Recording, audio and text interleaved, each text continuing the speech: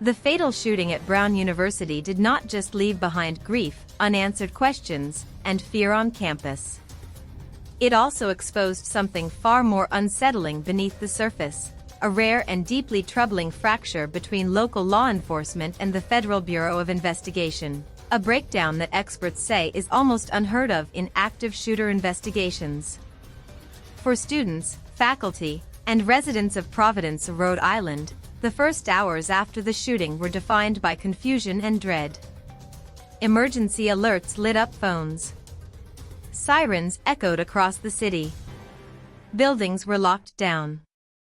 And while authorities assured the public that there was no ongoing threat, the shooter remained at large. But behind the scenes, something else was unraveling. According to CNN national security analyst Juliette Kayyem, the investigation was already spiraling into disarray, not because of a lack of effort, but because of a breakdown in coordination, leadership, and trust between agencies tasked with protecting the public. "This is not even really a manhunt yet," Kayyem said on CNN News Central. "A manhunt usually means you know who you're looking for. Here, they don't." That statement alone stunned viewers. In one of the nation's most high-profile institutions, after a deadly shooting, authorities did not even have a confirmed suspect description. No face. No name. No identity. Only what Kayyem described as a backshot, a vague image offering little investigative value. And then came the moment that raised even more alarms. Early Sunday morning, FBI Director Kash Patel publicly announced that a person of interest had been detained in connection with the shooting. The statement appeared to signal progress. Relief rippled briefly through public discourse. Headlines followed. But within hours, local police quietly released the individual. No charges. No evidence. No explanation that satisfied the public. For Kayyem, that moment marked a turning point. "I have never seen a local jurisdiction essentially throw the FBI under the bus like this," she said. The words were striking, not just for their bluntness, but for what they implied. In most major violent crime investigations, especially those involving mass shootings or campus violence, the FBI and local authorities operate in tight coordination. Jurisdictional disputes are handled privately. Public unity is preserved. That did not happen here. Instead, local officials made it clear that the lead which resulted in the detention and subsequent release had come from the FBI. They said so explicitly. And by doing so, they signaled to the public that something had gone wrong at the federal level. This public distancing was extraordinary. As Kayyem explained, such fractures are almost never aired openly, especially while a suspect remains at large. Doing so risks undermining public confidence, confusing communities, and weakening the perceived legitimacy of the investigation. Yet, that is exactly what unfolded. Behind closed doors, authorities were forced into what Kayyem described as a regroup. And not just one. "There are two regroups happening," she explained. "One is geographic. Are they even looking in the right place? The other is command, who's actually running this operation. Those questions matter more than they may appear. If investigators are unsure where the suspect may be, it suggests the absence of a clear timeline. If they cannot establish where the shooter slept, fueled a vehicle, or traveled along major corridors like Interstate 95, then containment strategies begin to falter. And if command authority is unclear, if federal and local agencies are misaligned, the risk compounds. While officials insisted there was no immediate danger to the public, students on campus told a very different story. Many reported fear, anxiety, and hesitation about returning to daily routines. Classes resumed. Streets reopened. But the psychological lockdown remained.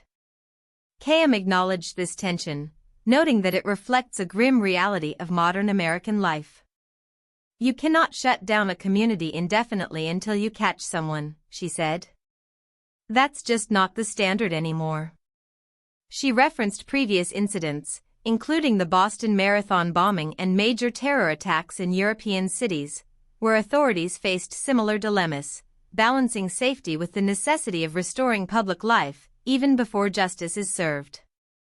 But that normalization, Kayyem warned, comes at a cost. This is the unfortunate reality of living with a certain level of violence and risk in this country at all times. Those words landed heavily.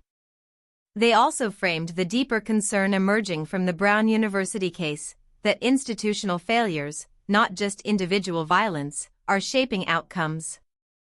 The early release of a person of interest, the lack of a confirmed suspect, the public rift between agencies, and the unease spreading across campus all point to a system under strain. And while local officials defended their decisions, the FBI has remained largely silent beyond its initial announcement, a silence that only amplifies scrutiny. As the investigation continues, one thing is clear: this case is no longer just about identifying a shooter. It has become a test of coordination, credibility, and command in a country where mass shootings are tragically familiar, but public fractures between those sworn to investigate them are not. And the most unsettling question has yet to be answered. If agencies cannot agree on who is in charge, how can the public trust that anyone truly is? As daylight returned to Providence, the uncertainty surrounding the Brown University shooting only deepened. What should have been a coordinated, unified response between federal and local authorities instead began to resemble a quiet power struggle, one playing out not behind closed doors, but in public view. At the center of the controversy stood the FBI's handling of the so-called person of interest. When FBI Director Kash Patel announced the detention, the message appeared clear: progress had been made. For a brief moment, the narrative shifted toward reassurance. But that narrative collapsed almost as quickly as it emerged. Local police released the individual without charges. No physical evidence. No forensic linkage. No corroborating witness accounts. The reversal raised immediate questions, not only about the strength of the lead, but about how such a lead reached the point of public announcement in the first place. Juliette Kayyem described this as a critical failure in investigative discipline. In major incidents like this, she explained, you do not announce detentions unless you are confident in the evidentiary basis. Doing otherwise damages credibility, both internally and with the public. What followed was something rarely seen in modern law enforcement operations. Local authorities did not quietly absorb the embarrassment. Instead, they drew a clear line. They publicly acknowledged that the lead originated from the FBI. In doing so, they shifted responsibility upward, a move that signaled deep internal frustration. Kayyem emphasized how extraordinary this was. This is not just saying we're in charge, she said. This is saying that lead came from them. The implication was unmistakable. Federal involvement may have compromised the integrity of the operation rather than strengthened it. Behind the scenes, this public fracture had real consequences. Sources indicated that local command structures began reassessing which information could safely be shared with federal partners. Meanwhile, the FBI faced mounting scrutiny over how intelligence was gathered, vetted, and communicated. This erosion of trust is particularly dangerous in active shooter cases. When agencies hesitate to share information freely, when coordination becomes cautious rather than seamless, response times slow, investigative clarity fades, and mistakes multiply. And all of this was happening while the shooter remained at large. Kayyem underscored the severity of the situation. If you don't know who you're looking for, she said, then everything becomes reactive instead of proactive. Investigators were forced to step back and reassess basic assumptions. Was the shooter still in Rhode Island? Had they fled the state? Were transportation records incomplete? Did surveillance gaps exist? Without a clear suspect profile, geographic containment becomes guesswork. Authorities could not confidently say where the individual slept, whether they refueled a vehicle, or which routes they may have taken. Interstate highways like I-95 offered countless escape vectors, and without firm leads, each became equally plausible. Meanwhile, Brown University attempted to resume operations. Classes reopened. Buildings unlocked. Public messaging emphasized calm. But among students, the sense of safety remained fractured. Many expressed fear not just of the shooter, but of the uncertainty itself. The absence of clear answers amplified anxiety far more than official reassurances could suppress. Kayyem acknowledged this disconnect. "You can say there's no threat," she noted, "but when people know the shooter hasn't been caught, that reassurance has limits." The decision to lift lockdowns drew mixed reactions. Some praised city leadership for avoiding prolonged paralysis. Others questioned whether economic and reputational pressures were outweighing caution. Kayyem drew parallels to previous crises, including the Boston Marathon bombing, where communities faced the same impossible choice: security versus normalcy. "You can't freeze a city indefinitely," she said. But reopening doesn't mean the danger is gone. That tension, between necessity and vulnerability, defined the days following the shooting. At the federal level, the FBI's silence grew more conspicuous. Beyond its initial announcement, the Bureau offered little clarification. No detailed timeline. No explanation of why the lead failed.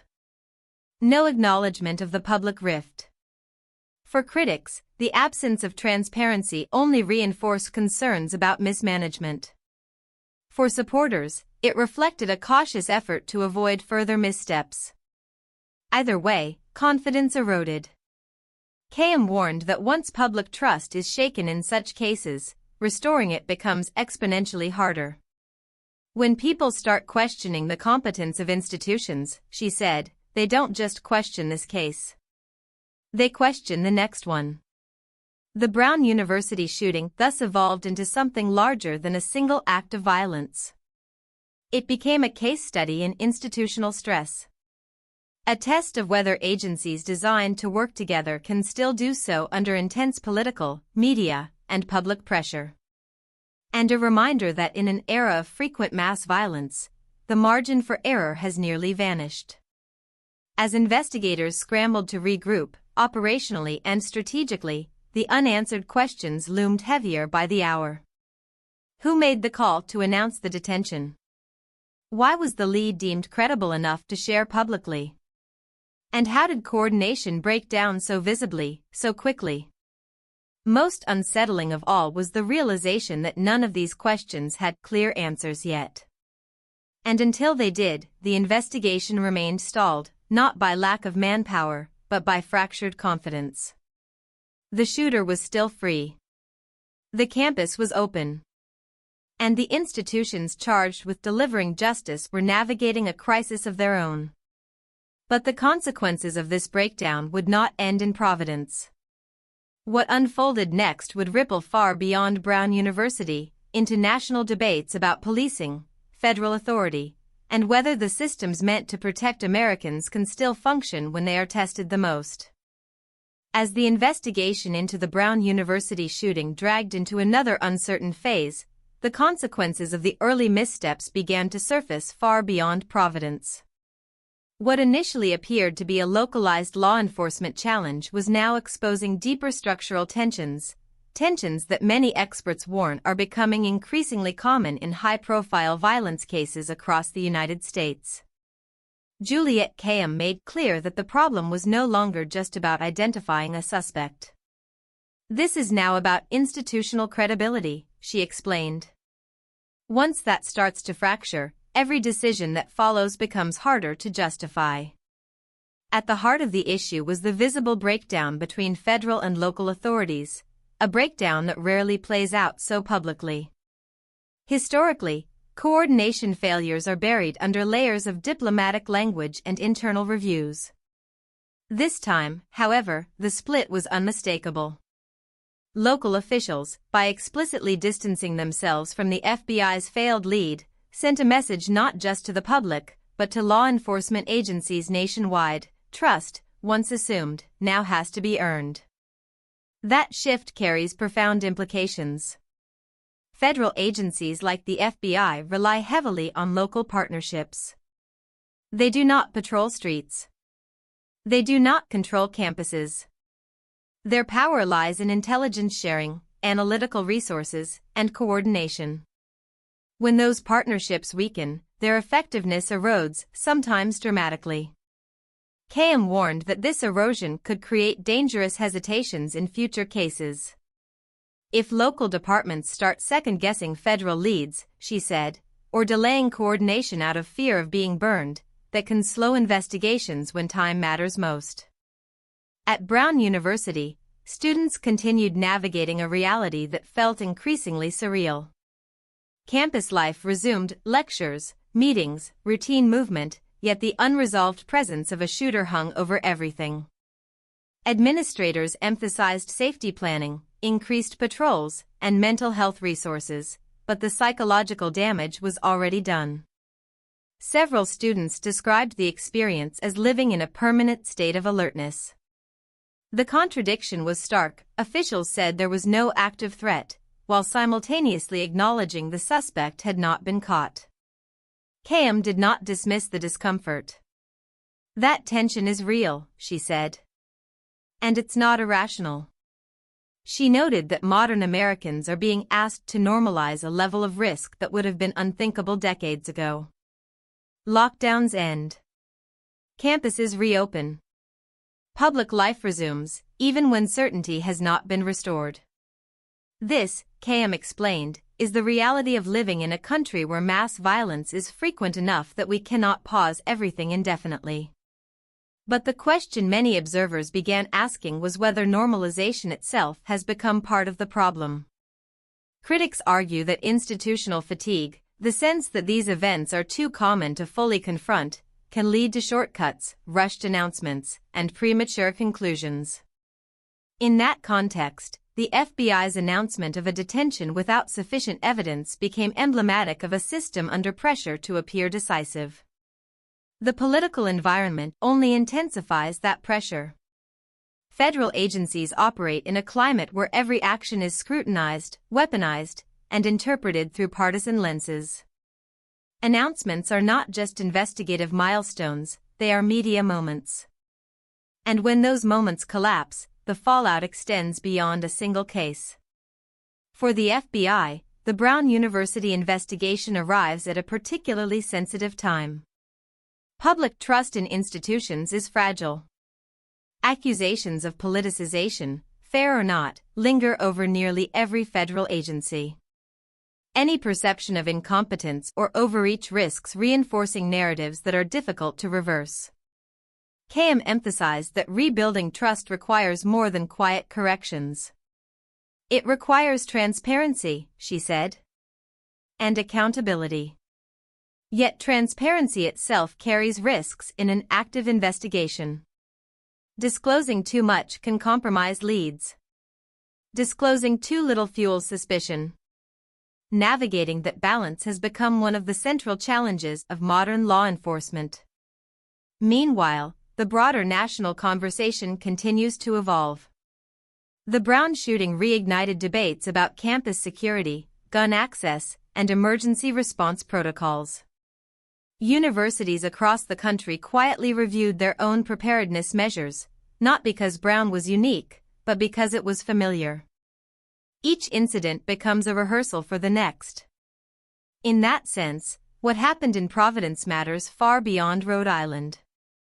Kayyem warned that the greatest danger is not a single failed lead, but cumulative institutional fatigue. When systems are stressed repeatedly, she said, mistakes stop being anomalies and start becoming patterns. Those patterns, once established, are difficult to disrupt. As days passed without an arrest, the investigation remained suspended between urgency and uncertainty. Leads were pursued. Tips evaluated. Surveillance reviewed. But none produced the clarity the public demanded. And that absence of resolution creates its own kind of harm. It leaves victims without closure, communities without reassurance, institutions without redemption. For Brown University, the long-term impact will likely extend beyond this semester. Trauma does not reset with a reopened campus. It embeds itself quietly in policy debates, student activism, and generational memory. For law enforcement, the case may become a reference point in future training and internal reviews, an example of how coordination can falter under pressure. And for the nation, it reinforces an uncomfortable truth. That even with advanced technology, massive budgets, and overlapping jurisdictions, certainty remains elusive. Kayyem closed her analysis with a sobering reflection. "We want clean endings," she said. But violence rarely gives us that. The shooter has not been caught. The investigation continues. And the systems designed to protect the public are being forced, once again, to operate under the weight of their own limitations. What happens next will not just determine the outcome of one case. It will shape how Americans measure safety, accountability, and trust, long after the headlines fade. Because the most unsettling question remains unanswered. If institutions cannot move in unison when clarity matters most, what happens the next time they are tested?